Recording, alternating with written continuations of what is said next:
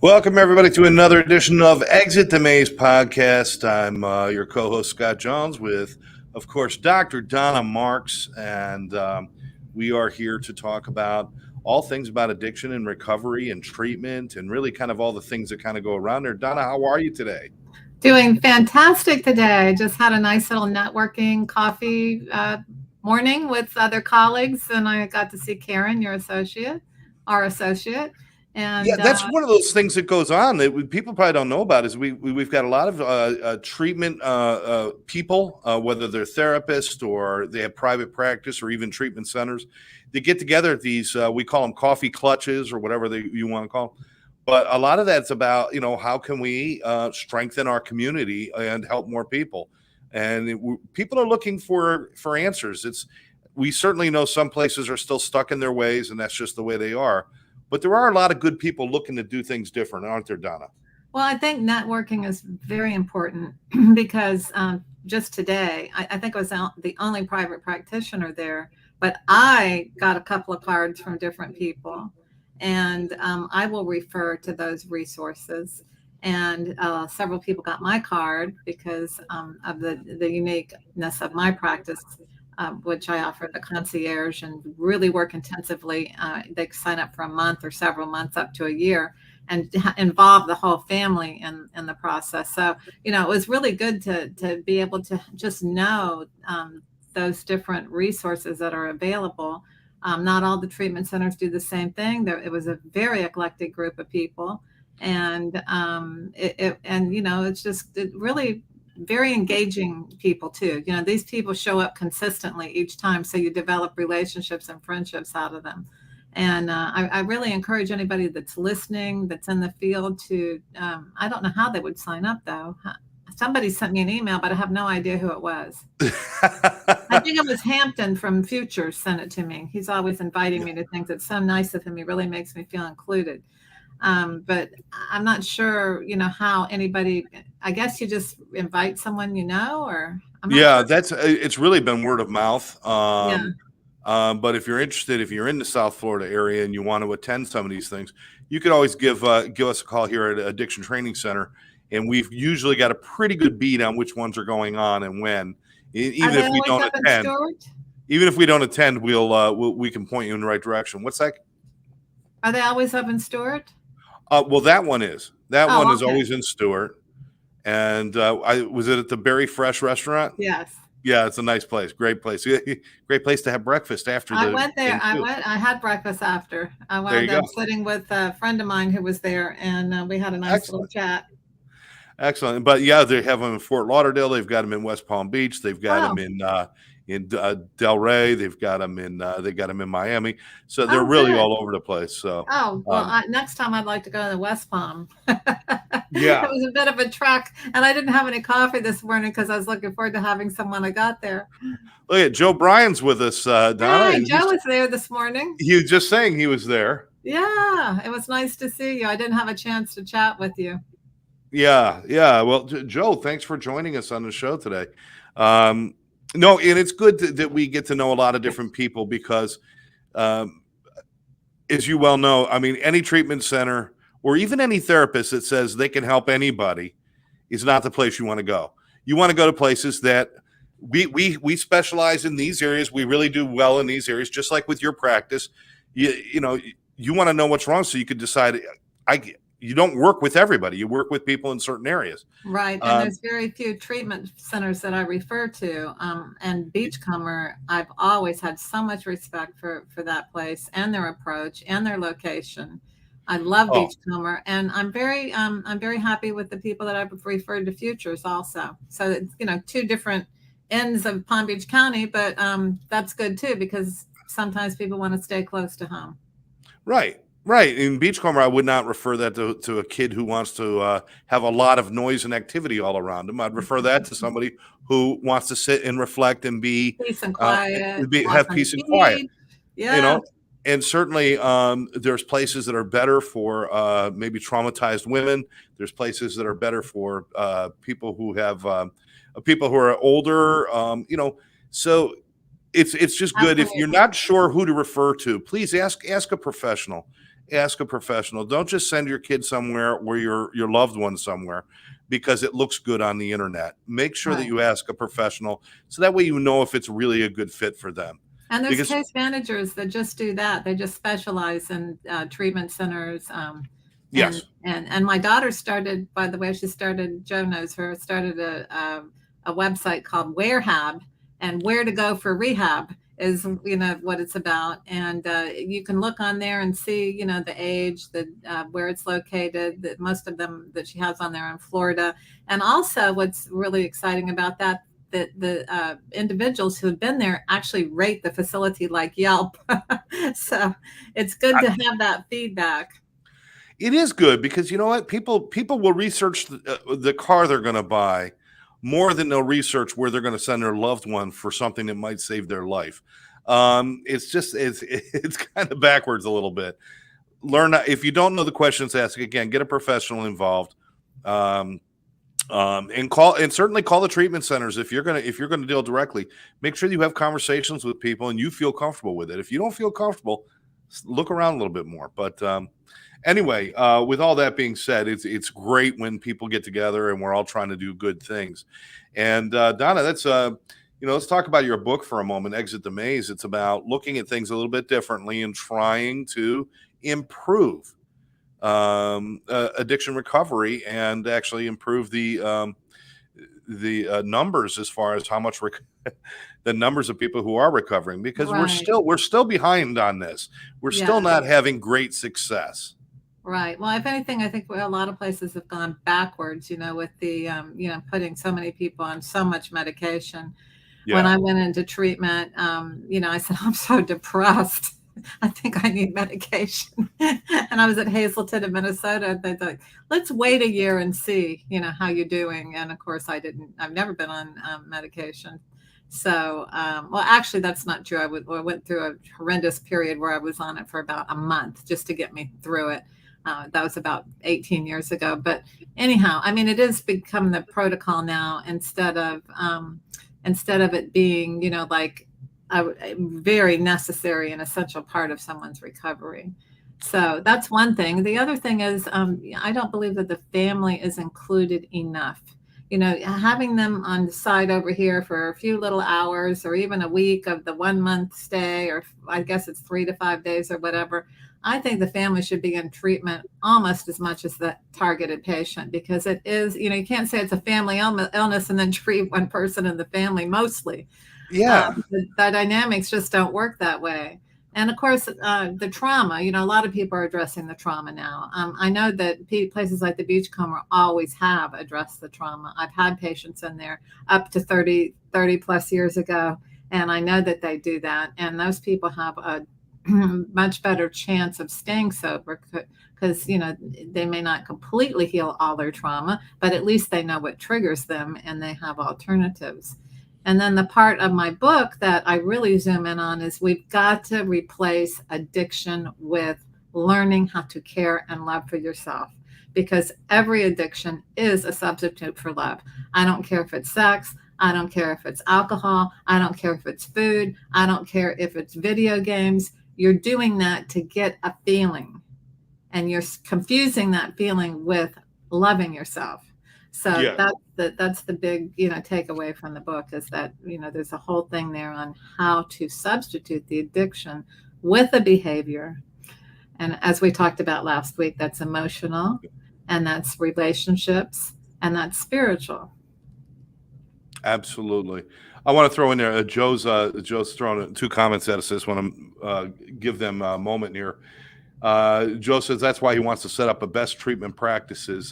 He has a nonprofit, wants to get a bunch of the treatment centers together if they can pass the mustard, so to speak. And he and I have talked about it already. So we certainly would like to do that, and that way we work together instead of fighting against each other, Right. and bringing these new ideas to the table and Yes. these things that we should be Yeah. doing. He also says, well, we're not going to argue with this statement. Donna's books are excellent, and he recommends them. So, Oh, how sweet.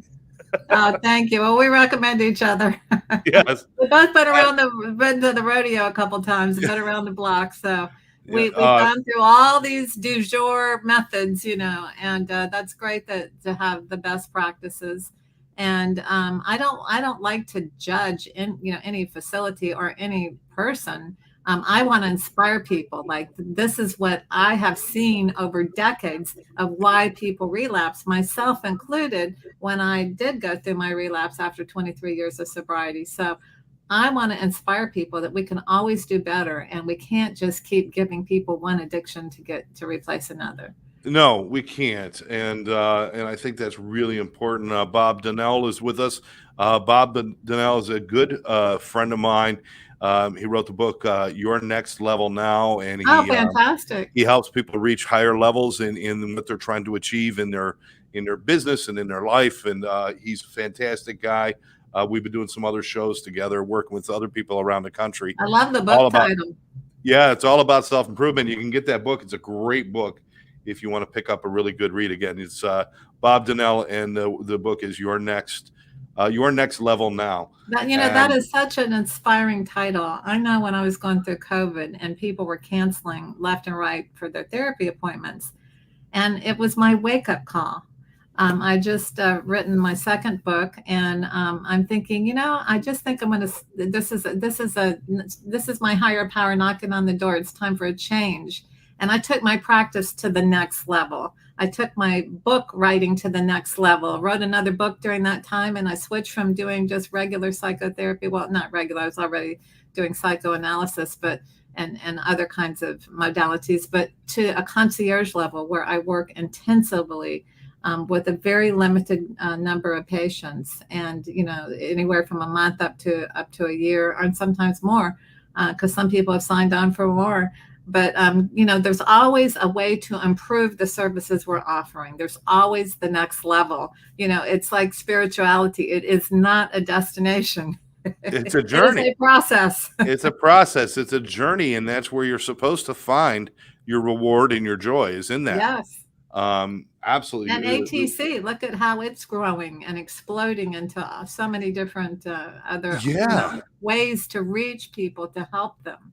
I mean, we people are coming and saying we need more of this or we need more of that, and we are happy to oblige and to make adjustments so that we can be helpful. Really want to make a difference in like we've been talking about, is helping treatment centers to identify some problems, including things like people leaving AMA, not completing programs, the amount of pushback that you get from people, and a little more understanding between the staff and the clients. And so we're working diligently on that. I can tell you from experience, and I'm sure, Donna, you would agree with this, most people who leave a treatment facility because they're upset about something, or because they have a momentary lapse of judgment, and maybe they just want to go use for a moment, most of them regret that decision very quickly.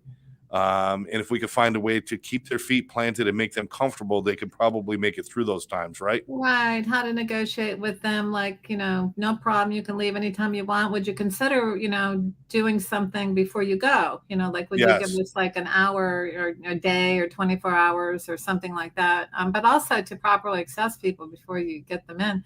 I was just reading in the big book. I like to go to a big book meeting on Tuesdays at the club here. And, nice. They said that they used to, they would give time, jobs, even money to people who were worth, who meant business, they put it, who meant business. And I think a lot of people go to treatment, they don't really mean, they don't mean business. They're there for all kinds of reasons, not because they are ready to stop. So, that can always be your leverage, and getting people to stay too, is, how serious are they? Are they willing to go through, are you willing to do what you need to do, including feel real uncomfortable while you're in here and not run when you want to run, Absolutely. So that kind of thing. So we talk a lot about things like self-love and learning about yourself and discovering yourself, and it's such an excellent journey. This first of all, let's identify this as probably good advice for everybody, not just addictions, not just compulsive behaviors, but I think everyone in the world could probably use a little more self-love because it's stressful times. What we just went through with COVID, that wasn't a strain on just addicts and alcoholics and mentally ill people. That was a strain on everybody. And to survive those kind of things, you need to rely on that self-love, don't you, Donna? Yes, and I think it was especially difficult for newly recovering people because literally the people that they were moored to, they're out, here's the ship, the recovery meetings, and here's the rope going out to the recovering addict, and the people on the ship cut the, rope, close the clubs, and so, it's so sad. So, someone who's like, oh, here I'm putting all my eggs in the basket of recovery, right where they should be, is like, cut loose. And it was devastating. It was really devastating. So, yes, we have to learn how to love ourselves so that no matter what we're going through, whether we're in recovery or not, that we have other ropes to cling to. That's why it's important to know how to love ourselves, have that support system in place at all times, and have a higher power, and to be able to feel connected no matter what's going on out there. Absolutely. That's our foundation. That's the foundation on which we stand. And without that, we're on shaky ground. We don't want that. Bob did make a comment that he believed the intake process is so key to treatment, as you were stating. So he was backing you up on that statement. Thanks for that, Bob. Now, I've got to wonder, and obviously, I only know my perspective, but being the father of young women who are now grown women, and I've got grandchildren. I still like to say young women because it makes me feel young, Donna. But that ship has sailed. You are young. Some of the difficulties, especially with my youngest daughter, as she went through her addiction in treatment. Some of the things she faced were a little bit different. And part of that is gender. Also, my daughter happens to be, she identifies as gay. So there were also some different things that went into that. I mean, is there a difference when you're treating men and women? And then if you even get into other things about alternative lifestyles, is there a difference in how difficult the process might be? Well, the thing that everybody should learn is how to love themselves. So that's Okay. key. Your relationship with yourself is the most important relationship you will ever have. And to answer your question, yes, certainly a straight woman has different issues than a gay woman, or a straight man than a gay man, or a transgender person than someone who isn't transgender. And it's important to key in on those areas and to help people address them. For example, if someone a female or someone transgendering is going to have hormone issues, and we know that how hormones affect moods. And so if you know that, then you can counterbalance that with certain natural nutrients, not drugs, natural nutrients, and just being aware of it, and exercising and things like that, making sure you get plenty of rest. And also knowing that, when someone's hormonal, it's not a good time to have an argument for the person who's hormonal or for the person with them. So let's put this on hold for 2 more days, kind of thing. But yes, there's all kinds of things. And then the whole issue of dating, and when do you have a relationship, and what if, when do I get a divorce, or is my marriage worth saving? Is my significant other supportive? These are all very significant issues in dealing with sex and sexuality and gender identifications and recovery. It seems to me that women have more pressure on them by society to fill a certain role than, say, men do. Even if we're talking about superficially, you're supposed to look a certain way and act a certain way and to be all of this, whereas men are expected to be somewhat rough and dirty and messed up. Is that so you've got to, when you're learning to love yourself, you got to be able to look past kind of what you see every day on TV is they're telling you you're not good enough. And that's kind of a stumbling block too, isn't it? Well, there's a conversation that you're not good enough. And then there's a conversation that Bob was helping people to obtain, is how can I do better? And so a personal appearance that you feel good about. Are you taking care of your body? Are you feeding it the right things? Are you putting nice clothes on that body that are clean and that when you put them on, you feel good? You know, are you taking care of your physical well-being, your nails and your hair and your teeth and your eyes and things like that? That's all part of self-love. It's self-care. So whether you're a man or a woman, I think that kind of depends on your career too, because there are certain careers that either person could walk into disheveled and fit right in, or they could go in, and if they don't have their suits on, they're going to be like, "What are you doing in here?" So I think it depends on situations. I think where men get more of a pass than women is that it's okay for men to be more aggressive, even if it's not good for them. And it's also okay for them to be more sexually prowessed. Now, a lot of that's changing. Women are certainly becoming more aggressive and more sexual and more sexually aggressive, but I don't know that it's 50-50 yet on either of those spectrums. And I would imagine when we're talking about now, obviously with the LGBTQ communities, there's a little bit more of a footprint in the communities where there is, they're dealing with certain things, and they have kind of even though it's certainly not an equal place, but it is a place in society that they're working towards. When you get to transgender, is that kind of a lost position? Because I think we're still just getting used to that idea publicly. I mean, we knew about it, but nobody talked about it until probably just the last 6-7 years, or even 10 years maybe, that where the conversations come up. I mean, was transgender never existed in the 70s or 80s?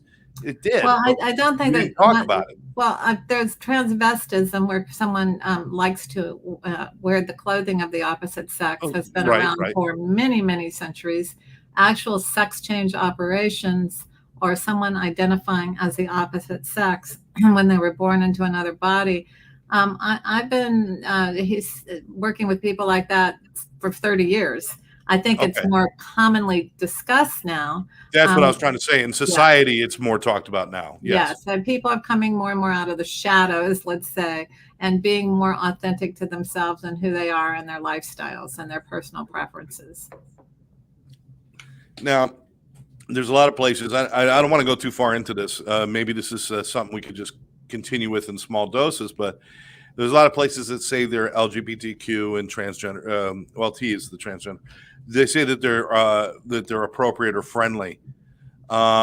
Should there be specific tracks for them to deal with certain issues in a treatment center? Should they really, if they're going to say that they deal with LGBTQ issues, should they have really specialty programming in there to deal with those issues? Well, they're not putting men and women all in the same rooms, so I think that when someone has a sexual preference that is unique and not the same as a man or a woman traditionally, that whatever their issues are unique, because it's very painful, by the way, to feel different, to be different, and to transition from, a heterosexual person to a bisexual or gay person.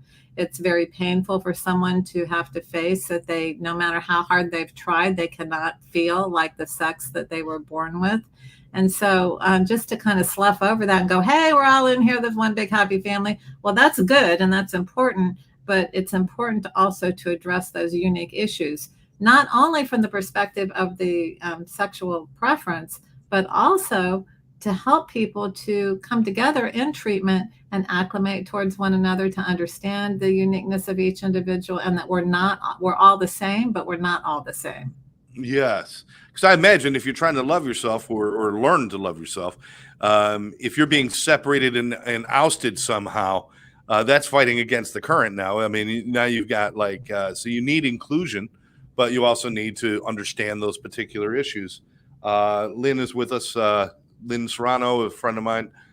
She's out in Montana. She's joining us here today. Oh, welcome back, Lynn. Yes. We have some great programming. She does a lot of great programming with people like Bob Donnell and others.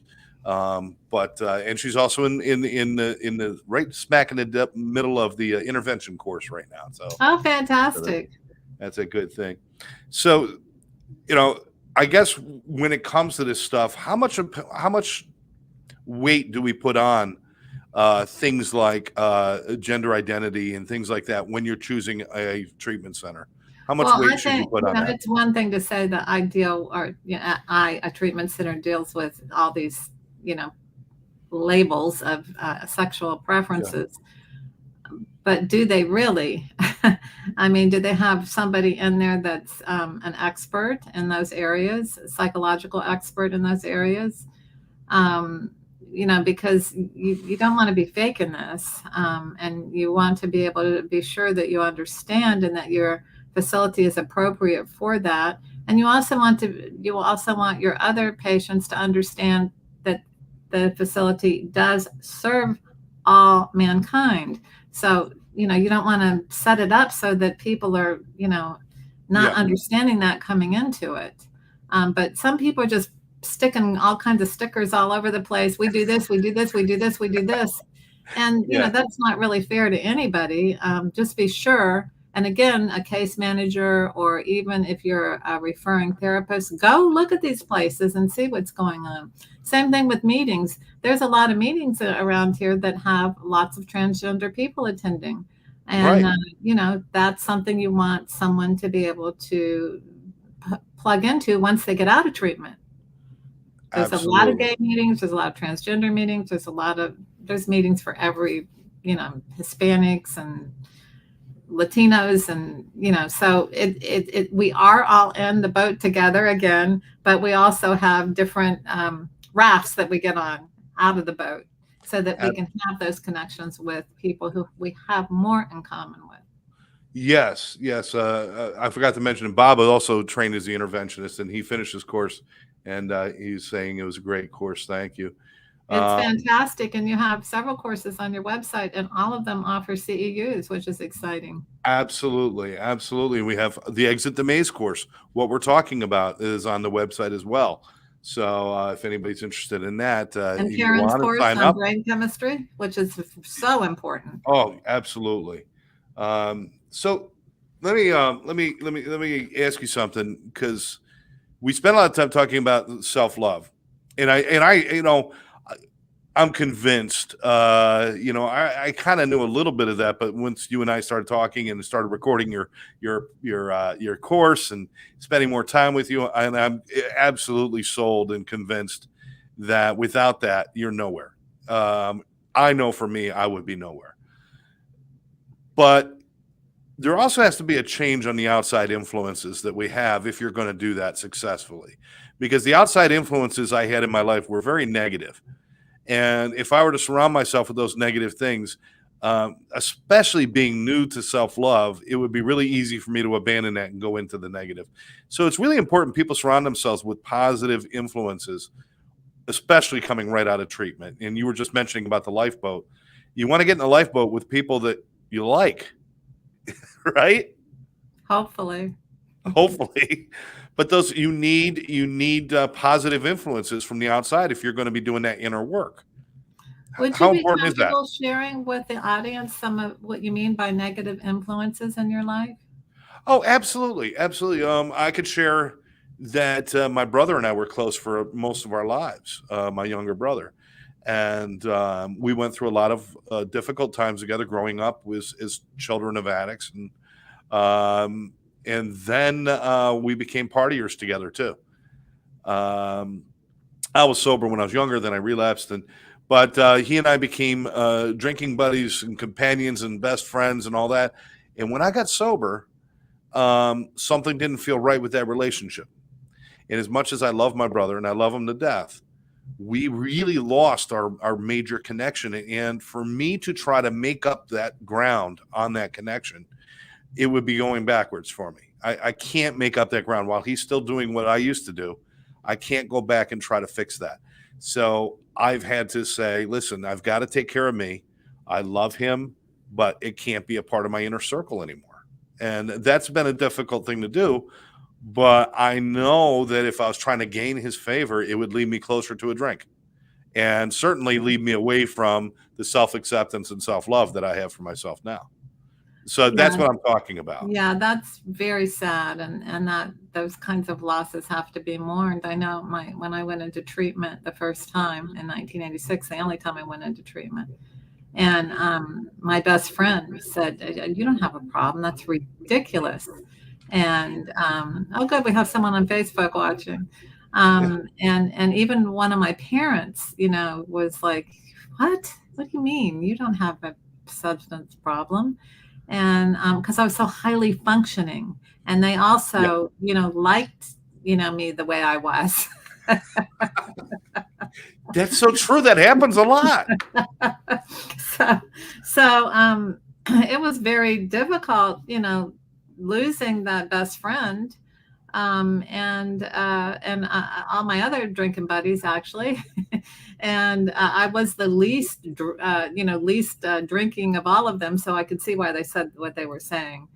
But when my own parent was like, "I don't get this at all," and even wrote like a 3-page letter to treatment, because we had to contact the people closest to us and ask them to give us feedback, kind of like a post intervention. And I couldn't get that kind of feedback from anyone. It was bizarre, but it was also dangerous, because it was in the back of my mind for 23 years, brewing around. Well, maybe I'm not, Yeah. So, and part of my relapse. But anyhow, it's very dangerous for someone to say, "Oh, you don't have a problem." Well, really, what they're saying is, "Please don't have a problem. I like you the way you are," and we have to be very careful of that.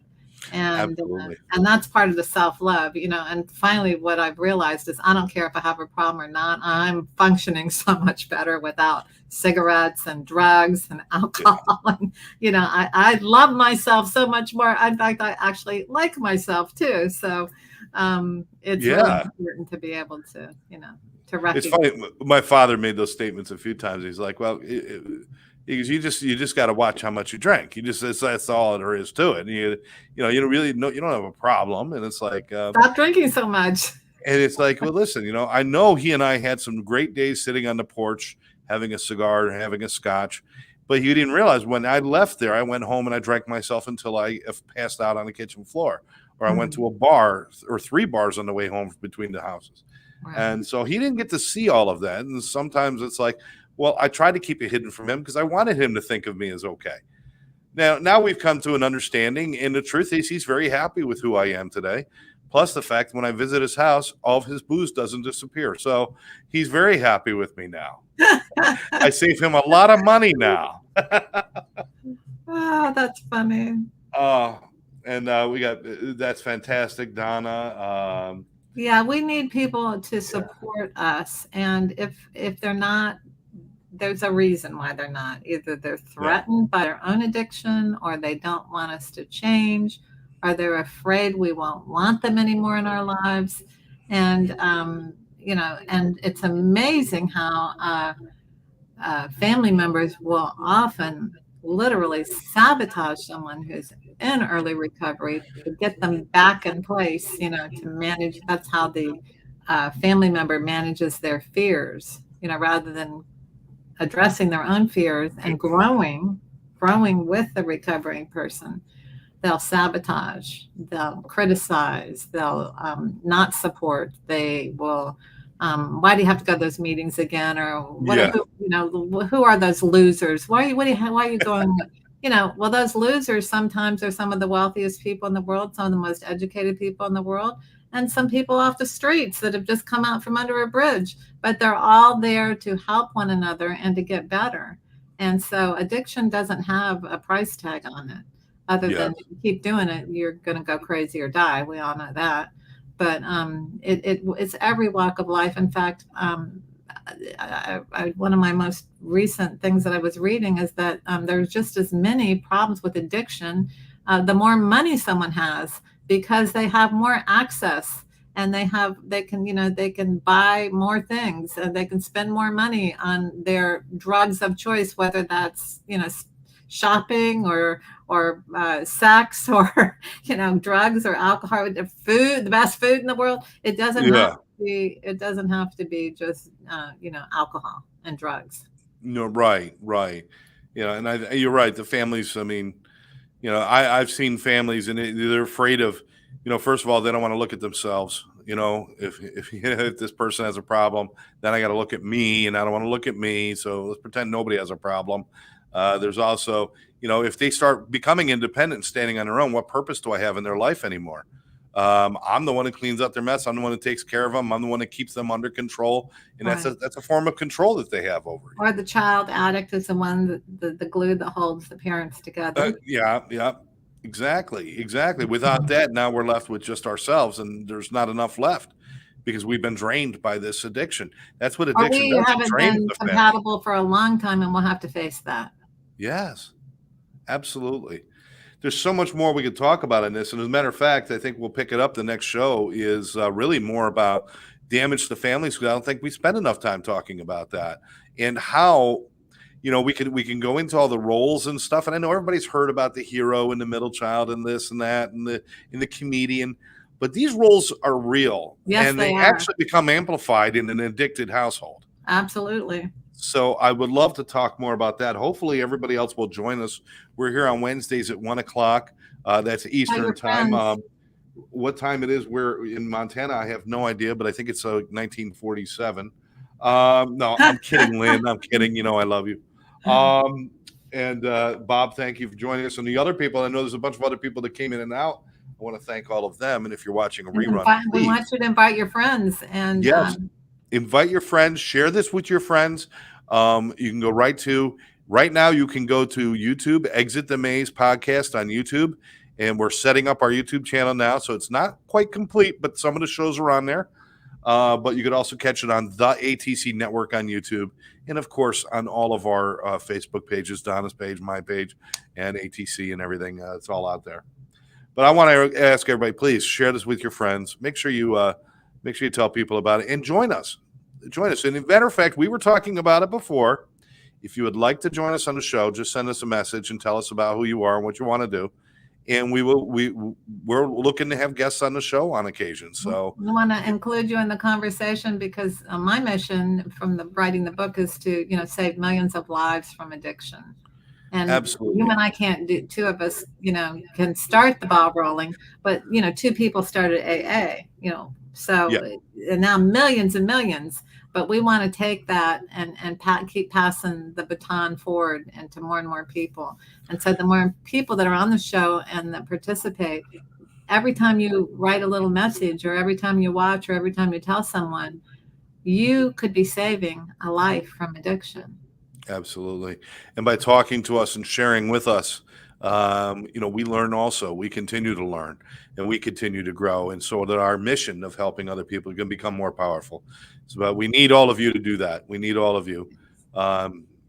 Just the world is just too big for Donna and I to run around and do it all by ourselves. So we need help. We need help. We need help. I'd like to take a Sunday off every once in a while. I know Absolutely. Donna does this. So Donna, it's such a pleasure as always. I hope you and the family are healthy. You guys got any good plans coming up? Anything good coming up for you guys? I'm going to be in Sedona, Arizona next week, and I'm looking forward to that. Yes. Oh, sweet, Yeah. Sweet. I think I'm going to be I'm going to be at a charity golf event next week. Right. You know, for One Brother, One Sister. So I'm going to be out there for that. But anyway, so we're going to have a previous show next week, and then we'll be back live in 2 weeks. Absolutely. So watch out. And again, more information as we build our YouTube channel and everything else will be distributed to you guys. But for now, I want to thank everybody for joining us. Donna, you take care of yourself. Thank you. And everybody out there. Sorry? Have a good one, and love all you guys out there. Yes, love all you guys. Be kind to yourselves. Be kind to somebody else. And you'll be amazed just how wonderful your day can be. Absolutely. Be